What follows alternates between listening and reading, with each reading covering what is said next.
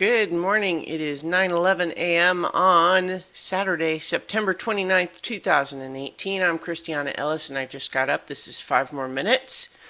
I'm about to get up and out the door, meaning obviously I have to, get ready and so on, but I'm going to the Boston Festival of Independent Games in Cambridge today.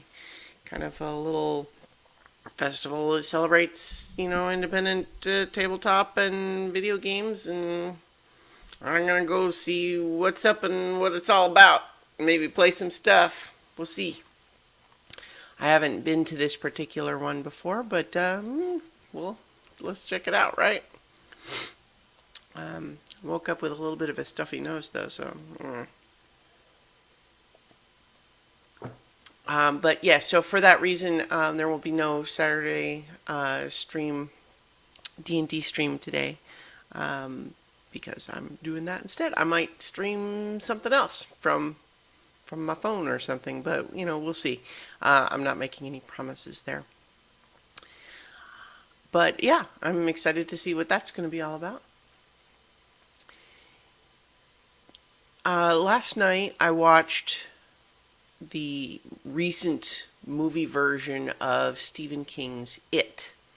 And this is one movie that I had some interest in from when it was first announced, but then never kind of made my way to see it. I have read the book, and I'm a big Stephen King fan, although It is not really my favorite book necessarily. I think that I was interested in the movie, but part of what held me back from seeing it sooner, I think, is just resisting the idea of telling just the kid part of the story separate from the adult part of the story, even if the plan is to make a second movie with the adult part of the story, just because the structure in the book is designed to cut back and forth between them and have the two halves inform each other. And I really feel like something is lost when you tell them separately, even if you tell them one and then the other. I don't think the original story was designed to be told in chronological order in that way. But that said, I mean, it's not like you're not going to be able to follow it. It's just, so I think there was a resistance there, just a frustration with and even though I can totally understand it, like from a film production standpoint, the problem, of course, is the reason that people have struggled with this before is that it's a long book. So trying to tell a movie version where you include both parts is going to make either a very long movie or a movie where you're having to remove more than you would like from the story. And I'm sure that's, one of the big challenges. And so this is their solution to that. And sure, fine. Okay.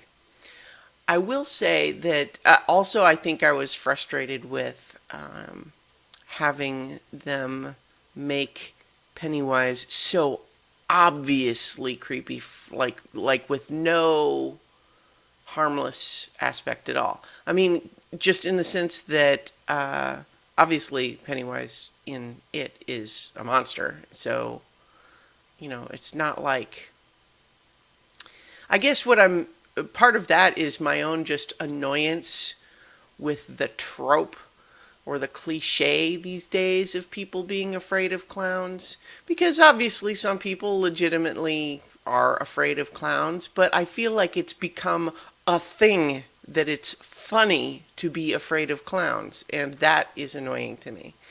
And so that just is a separate thing from It in my brain, but ties in. And I think that, part of Pennywise, the whole idea of Pennywise being a clown in the original book is not necessarily that clowns are automatically scary so much as it's supposed to be this thing that appeals to children because that it's the camouflage, right? It is the attempt to be friendly when it's actually sinister. That's the whole point of being a clown. And so being a clown that actually also is immediately scary the first time you see them anyway, I'm like, well, why bother then?